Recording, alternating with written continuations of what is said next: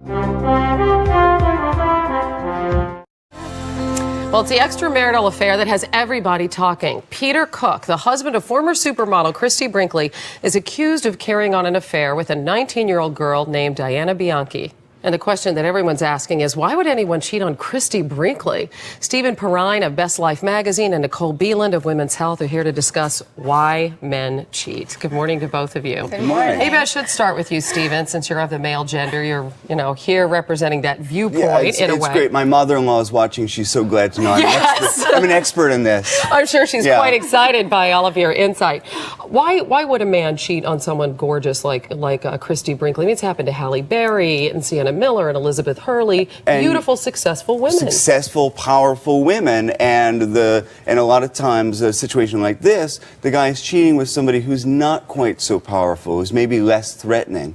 In this instance was really interesting because the first thing Cook did when he wanted to begin an affair with her was offer her a job. He hired her, right, at $50 an hour. Exactly, right. and created a position where he was in power. So we're saying that this is not really all about sex. In fact, it might be about ego? I think it's not all about sex, although 80% of men who do cheat on their wives, they say that it's about sex, but I really think it comes down to one thing, and that's integrity. There are a lot of reasons why you might feel an urge to cheat on your spouse, but there's one reason why you don't, and that's because you have respect for your vows. So you're saying the men who cheat are wimpy and weak, right? I think they have a weakness of character. They're not real men? No, I think it's definitely a little softness there in the moral core. Absolutely. In terms of age, because this young woman that he had the alleged affair with, I mean, she's 19, right? He was in his late 40s. Christy Brinkley is 52. Why is age always such a factor? Why do we see men stray with women who are young? Well, again, I think it's that power dynamic. It's an impressionable woman might worship you and think that you're great. And I think he may have met this woman and he's an architect, so maybe he thought, oh, she's going to be the next I am Pei, but I think he saw her and thought, I am hot. Oh God. What about fear of getting old, though?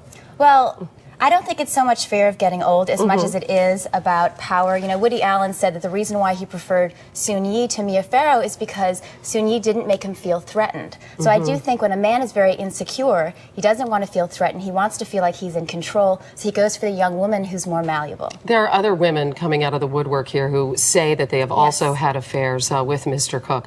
Are men who cheat in general serial cheaters? Do you always hear your mom say a leopard never changes its spots? Do they ever change? I think people can change, but I do think that a lot of men who do cheat get into this kind of serial power trip. Again, it's like any other drug. You need more to make you feel high, and I think that that's what cheating does for men who have this kind of weakness. And maybe women should beware if they're with a married man, they end up marrying him. The same thing can happen. The cycle can perpetuate itself. That's right. I've said it before. If he does it with you, he'll do it to you. Wow.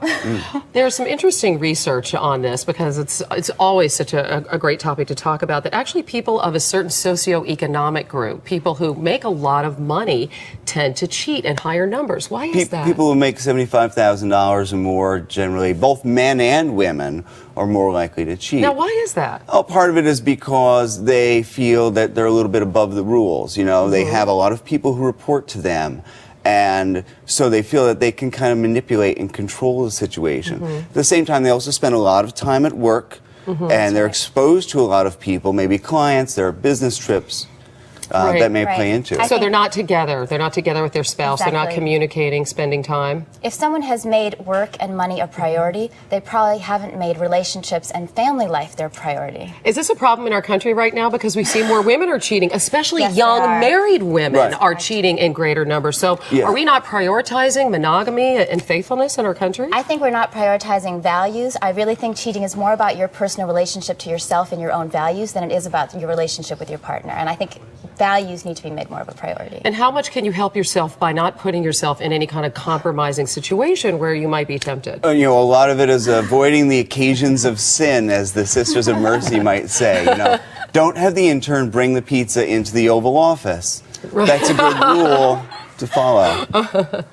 And what would your advice be for women? Are we at times maybe choosing the wrong kinds of men? Should we be looking specifically for a man that we think is going to be faithful? Should that be right there at the top of the list? It should, absolutely. Often we go for a man who sweeps us off our feet and gives us the most attention and seems the most smitten with us. And absolutely, we should be going with a man who is committed to being with one woman for the rest of his life, who makes monogamy a priority. All right, great advice. Good to have both of you. Thanks so much. That's Stephen Perrine and Nicole Beelan.